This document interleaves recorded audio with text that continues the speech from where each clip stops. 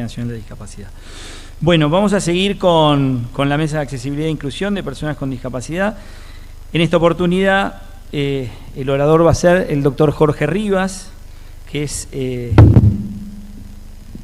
director nacional de accesibilidad, estrategias inclusivas y desarrollo sostenible en el Ministerio de Transporte de la Nación.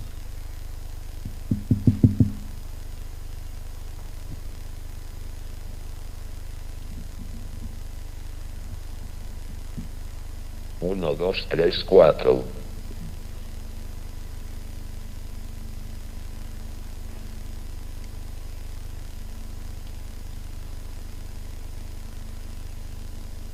Hola, buenas tardes, y gracias por la invitación para estar aquí. Voy a reflexionar brevemente junto a ustedes sobre gestión, accesibilidad e inclusión de todas las personas al Sistema Federal de Transporte. Espero sinceramente que les sea de utilidad. Desde ya les agradezco enormemente que nos ayuden a darle visibilidad a la temática de la inclusión. Estoy convencido de que la igualdad constituye el valor más alto que podemos proponernos con respecto a la vida en sociedad. En los términos más amplios, podría sintetizarse ese ideal en la eliminación de las aberrantes diferencias entre los que tienen más y los que tienen menos, en un sentido económico y social. Vale decir, a las diferencias de clase. Ellas garantizan a ciertas minorías una vida en la que todas sus necesidades pueden ser satisfechas, y a las mayorías, en cambio, les niegan a veces hasta la satisfacción de las más elementales de esas necesidades. En esta ponencia, desandaré la tarea implicada en el desafío de materializar derechos, partiendo del desafío de asumir un rol de gestión en tiempos de legislación de avanzada en materia de inclusión. En otras palabras, actuar respondiendo a qué criterios, medidas de planificación, normalización y ejecución de políticas públicas amplían la garantía del derecho al transporte de todas las personas. El primer concepto es accesibilidad, entendida como posibilidad de gozar de adecuadas condiciones de seguridad, autonomía y de gratuidad en los traslados. El segundo es adaptabilidad, esto es la posibilidad de modificar el medio físico con el fin de hacerlo completa y fácilmente accesible a todas las personas. El tercer concepto es la practicabilidad, o sea, la adaptación limitada a condiciones mínimas para ser utilizados por todas las personas. Y el último concepto clave de este bloque es la visibilidad, sencillamente, dotar de accesibilidad al ingreso y uso de los espacios comunes y un local sanitario. Por último, referimos las ayudas técnicas, los productos, sean dispositivos, equipos, instrumentos o programas informáticos, fabricados especialmente, que permiten mantener o mejorar la autonomía y calidad de vida de las personas, y por tanto, promover su bienestar. Propiciamos la participación situada para garantizar el derecho al transporte. Así fue que consultamos a equipos conformados por las universidades nacionales, unas a propósito de la gerontomovilidad, a otras por informes sobre el transporte automotor de la región metropolitana, e informes por transporte automotor en ciudades y pueblos. Desde la perspectiva de derechos, desarrollamos propuestas interactivas.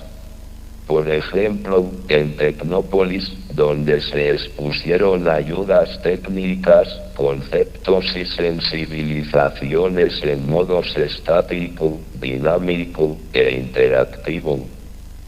Mantenemos reuniones de trabajo con organizaciones no gubernamentales por cuestiones relativas a la accesibilidad, sean estas por cuestiones arquitectónicas o sean por propuestas comunicacionales.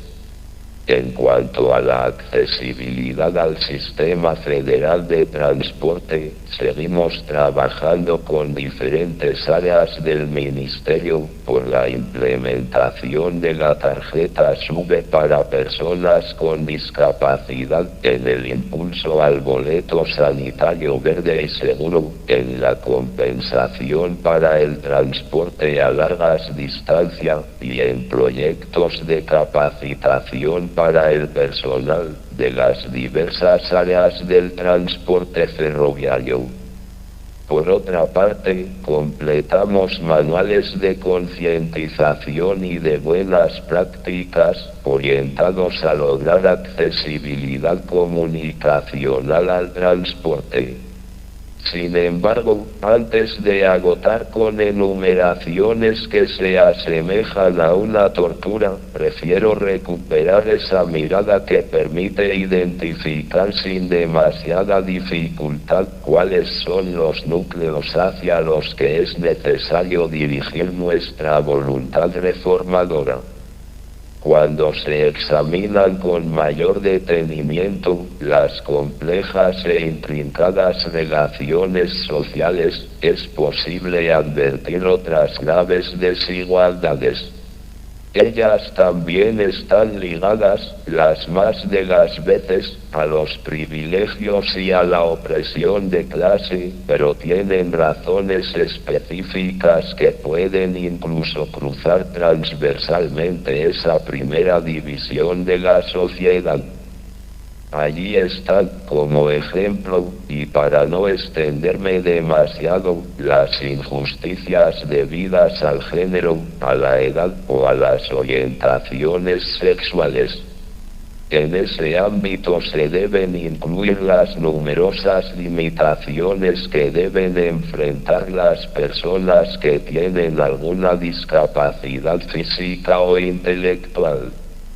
Unas limitaciones generadas por la organización de la vida en sociedad que se superponen a las carencias inherentes a la discapacidad en sí misma, y las agravan y vuelven aún más difícil la lucha de cada persona por mejorar las condiciones de la propia vida. Es contra esas limitaciones que la voluntad de hacer justicia nos reclama que trabajemos desde nuestras posibilidades de operar sobre la realidad. Ya la Constitución Nacional de Argentina establece entre las atribuciones del Congreso la de legislar y promover medidas de acción positiva que garanticen la igualdad real de oportunidades y de trato, y el pleno goce y ejercicio de los derechos humanos, en particular respecto de los niños, las mujeres, los ancianos y las personas con discapacidad. Subrayo, y las personas con discapacidad. La Ley 26.378, por otra parte, aprobó la Convención sobre los Derechos de las Personas con Discapacidad, sancionada en 2006 por las Naciones Unidas, una verdadera conquista histórica para más de 650 millones de personas con discapacidad en el mundo. Digo esto porque la Convención sitúa a la discapacidad en el plano de los derechos humanos y exige a los Estados que trabajen positivamente en políticas de no discriminación. La Convención también precisa el concepto de discriminación aplicada a la población que nos ocupa. Cualquier distinción, exclusión o restricción por motivos de discapacidad que tenga el propósito de obstaculizar o dejar sin efecto el reconocimiento pleno, en condiciones de igualdad, de todos los derechos humanos y libertades fundamentales en los ámbitos político, económico, social o de otro tipo, debe ser sancionada. Como afirman Agustina Palacios y Francisco Bariffi en un trabajo acerca de la convención que publicaron en 2007. Esta convención fue en gran medida la consecuencia de una lucha que vienen llevando a cabo las propias personas con discapacidad desde la década de los años 70 del siglo pasado. Ellas reclamaron que se las dejase de considerar como objeto de políticas asistenciales o paternalistas para pasar a ser sujetos de derecho. Es que, hasta entonces, se consideraba a la discapacidad como el resultado exclusivo de las limitaciones individuales de una persona. O sea, que implicaba una tragedia personal para el afectado o afectada y un problema para el resto de la sociedad. Pero los activistas con discapacidad y las organizaciones de personas con discapacidad, según Palacios y Bariffi, trabajaron para poner en evidencia que eran las barreras sociales y ambientales, como el transporte y los edificios inaccesibles, las actitudes discriminatorias y los estereotipos culturales negativos, los que discapacitaban a las personas con deficiencias. La diferencia entre ambas concepciones es de la mayor importancia. En efecto, si la discapacidad es percibida como una tragedia individual, entonces las personas con discapacidad son tratadas como víctimas de algo trágico. Ese tratamiento no solo se manifiesta en las interacciones cotidianas, sino que también se traslada a las políticas sociales, mediante las cuales se intenta compensar a aquellas personas con discapacidad.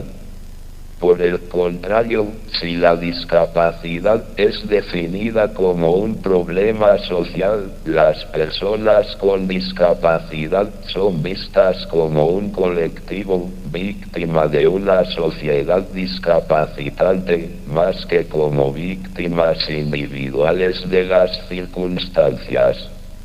Y de este modo, esa visión se traslada a las políticas sociales, que tiende entonces a aliviar las barreras sociales y actitudinales, más que a compensar a las personas de manera individual.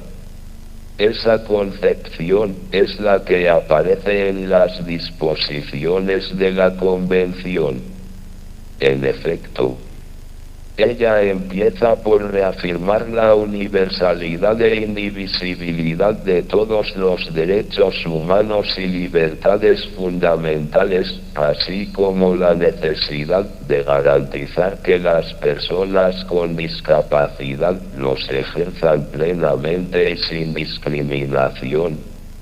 Y subraya que la discapacidad es un concepto que evoluciona y que resulta de la interacción entre las personas con deficiencias y las barreras debidas a la actitud y al entorno que evitan su participación plena y efectiva en la sociedad en igualdad de condiciones con las demás.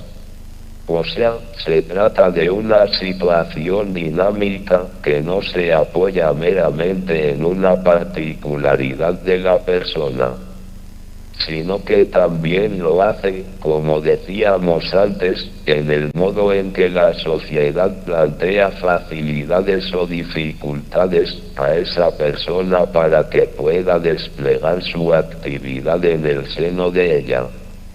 La idea de discapacidad, creemos hoy, más allá de la abstracción que hacemos para considerarla en conjunto, no debe hacer que olvidemos la diversidad de las personas que la tienen. En ese contexto, es imposible no percibir la importancia que, para las personas con discapacidad, revisten su propia autonomía y su independencia individual, incluida la libertad de tomar sus propias decisiones. De ahí que debamos tomar como una ineludible responsabilidad social el hecho de garantizarles la oportunidad de participar activamente en los procesos de adopción de decisiones sobre políticas y programas, incluidos los que les afectan directamente. Sin embargo, más allá de los derechos consagrados en la legislación vigente, las condiciones reales de vida, la pobreza, la falta de acceso a la educación, los prejuicios establecidos, hacen muchas veces de esos derechos una positiva, pero insuficiente declaración de principios. Por último, las personas concretas afectadas por discapacidades diversas encuentran en su práctica cotidiana barreras que les impiden participar en igualdad de condiciones con las demás en la vida social, por lo que sus derechos se siguen vulnerando. Tal como lo entendemos, solo la justicia social plena puede hacer que las buenas leyes generen auténticos cambios en la vida de las mayorías. Nuevamente gracias a todos y cuídense mucho.